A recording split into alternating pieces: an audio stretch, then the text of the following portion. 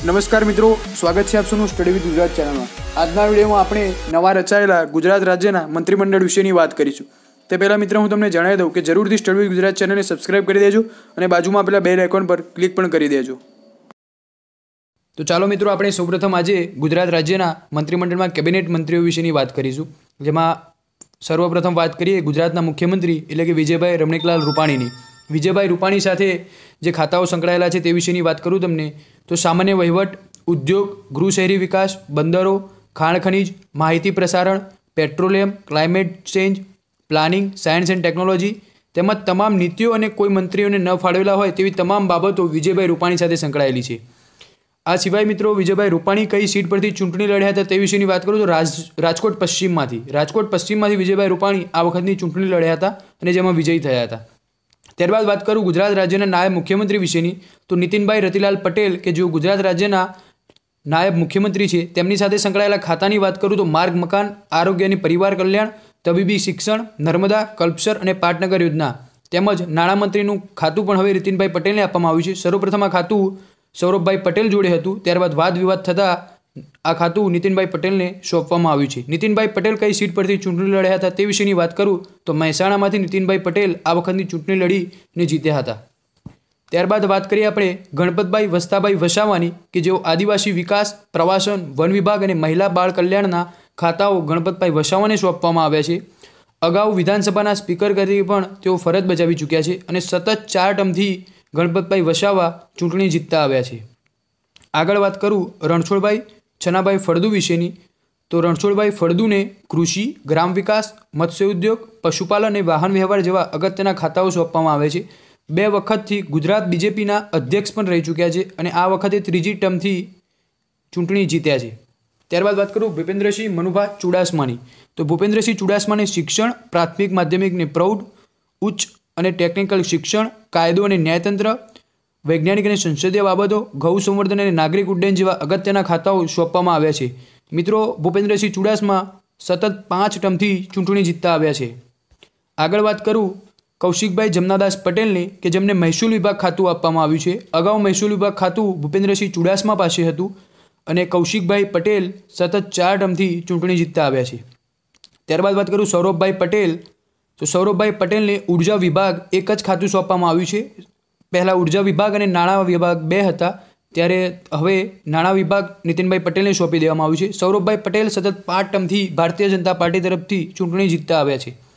ત્યાર પછી વાત કરું બીજેપીના યુવા નેતા એવા જયેશભાઈ વિઠ્ઠલભાઈ રાદડિયા વિશેની કે જેમને અન્ન નાગરિક પુરવઠો અને ગ્રાહકોની બાબત, કુટીર ઉદ્યોગ, છાપકામ અને લેખન સામગ્રી જેવા અગત્યના ખાતાઓ સોંપવામાં આવ્યા છે અને તેઓ યુવા શક્તિમાં એક ખૂબ જ લોકપ્રિય નેતા છે અને સતત 3 ટર્મથી ચૂંટણી જીતતા આવ્યા છે।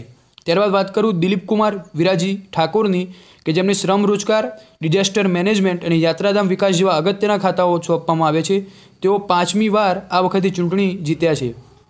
ત્યારબાદ વાત કરું ઈશ્વરભાઈ રમણભાઈ પરમાર વિશેની કે જેમને સામાજિક ન્યાય અને અધિકારિકતાના અનુસૂચિત જાતિ કલ્યાણ, સામાજિક અને શૈક્ષણિક રીતે પછાત વર્ગોનું કલ્યાણ જેમના ખાતાઓ સોંપવામાં આવે છે। તેઓને પ્રથમવાર આ મંત્રીમંડળમાં સ્થાન મળ્યું છે અને તેઓ બીજી વાર આ ચૂંટણી જીત્યા છે। આગળ વાત કરું રાજ્ય કક્ષાના મંત્રીઓની તો પ્રદીપસિંહ જાડેજા સર્વપ્રથમ કે જેમના રાજ્ય કક્ષામાં પ્રદીપસિંહ જાડેજાને સૌથી વધુ વિભાગો સોંપવામાં આવ્યા છે અને તેઓ સતત 4થી વાર આ ચૂંટણી જીતતા આવ્યા છે। તો મિત્રો પ્રદીપસિંહ જાડેજા જોડે રહેલા ખાતાઓની વાત કરું તો ગૃહ, ઉર્જા, વૈધાનિક અને સંસદીય બાબત, કાયદો, ન્યાયતંત્ર, police housing, border security, civil defence, ગ્રામ રક્ષક દળ, જેલ, નશાબંધી, આબકારી, સ્વૈચ્છિક સંસ્થાઓનું સંકલન, બિનનિવાસી ગુજરાતી પ્રભાગ, પ્રોટોકોલ તમામ સ્વતંત્ર હવાલો પ્રદીપસિંહ જાડેજાને માથે જવાબદારી તરીકે સોંપવામાં આવ્યો છે। સૌથી વધુ વિભાગો રાજ્ય કક્ષાના મંત્રીમાં પ્રદીપસિંહ જાડેજા જોડે રહેલા છે। ત્યારબાદ વાત કરું વિભારીબહેન દવેની। મિત્રો વિભારીબહેન દવે આ જ વખતના મંત્રીમંડળના એકમાત્ર મહિલા મંત્રી છે જેમને મહિલા અને બાળ કલ્યાણ વિભાગ, શિક્ષણ, પ્રાથમિક અને ઉચ્ચ શિક્ષણ અને યાત્રાધામ જેવા ખાતાઓ સોંપવામાં આવ્યા છે। આ વખતના રાજ્ય કક્ષાના મંત્રીમંડળમાં અને ગુજરાત રાજ્યના મંત્રીમંડળમાં એકમાત્ર મહિલા મંત્રી એટલે વિભારીબહેન દવે।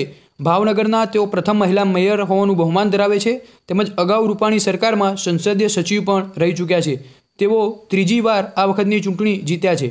ત્યારબાદ વાત કરું પરબતભાઈ પટેલ વિશેની તો પરબતભાઈ પટેલને સિંચાઈ, પાણી પુરવઠા વિભાગ, સ્વતંત્ર હવાલો જેવા ખાતાઓ સોંપવામાં આવ્યા છે।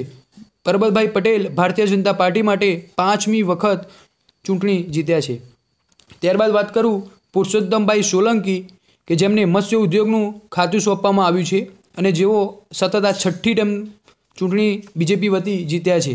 ત્યારબાદ વાત કરું બચુભાઈ બાખડ વિશેની કે જેમને ગ્રામ ગૃહ નિર્માણ, ગ્રામ વિકાસ, પશુપાલન, ગૌ સંવર્ધન જેવા અગત્યના ખાતાઓ સોંપવામાં આવ્યા છે અને છેલ્લી 7 ટર્મથી તેઓ ભારતીય જનતા પાર્ટી માટે ચૂંટણી જીતતા આવ્યા છે. જયેન્દ્રસિંહ પરમાર કે જેમને કૃષિ વિભાગ, પંચાયત અને પર્યાવરણ સ્વતંત્ર હવાલો જેવા અગત્યના ખાતાઓ સોંપવામાં આવે છે અને તેઓ આ વખતે 4થી વાર ચૂંટણી જીત્યા છે. ઈશ્વરભાઈ પટેલને જે ખાતાઓ સોંપવામાં આવે છે તે વિશેની વાત કરું તો સહકાર, રમતગમત, યુવક સાંસ્કૃતિક વિભાગ, સ્વતંત્ર હવાલો અને વાહન વ્યવહાર જેવા અગત્યના ખાતાઓ ઈશ્વરભાઈ પટેલને સોંપવામાં આવે છે. અને અંતે વાત કરું રમણલાલ પાટકર વિશેની કે જેમને જે ખાતાઓ સોંપવામાં આવે છે તે વિશેની તો વન અને આદિજાતિ વિભાગનું ખાતું રમણલાલ પાટકરને સોંપવામાં આવ્યું છે. મિત્રો, તેઓને પ્રથમવાર આ મંત્રીમંડળમાં સ્થાન મળ્યું છે અને તેઓ ભારતીય જનતા પાર્ટી માટે 5મી વાર ચૂંટણી જીત્યા છે. સ્ટડી વિથ ગુજરાત સાથે સંકળાયેલા રહેવા બદલ આપનો ખૂબ ખૂબ આભાર. જરૂરથી અમારી ચેનલને સબસ્ક્રાઇબ કરી દેજો. બાજુમાં પેલા બેલ આઇકોન પર ક્લિક પણ કરી દેજો તેથી અમારા તમામ વિડીયોઝની અપડેટ તમને જલ્દીથી મળી રહે. સ્ટડી વિથ ગુજરાત સાથે કનેક્ટેડ રહેજો. Thank you so much.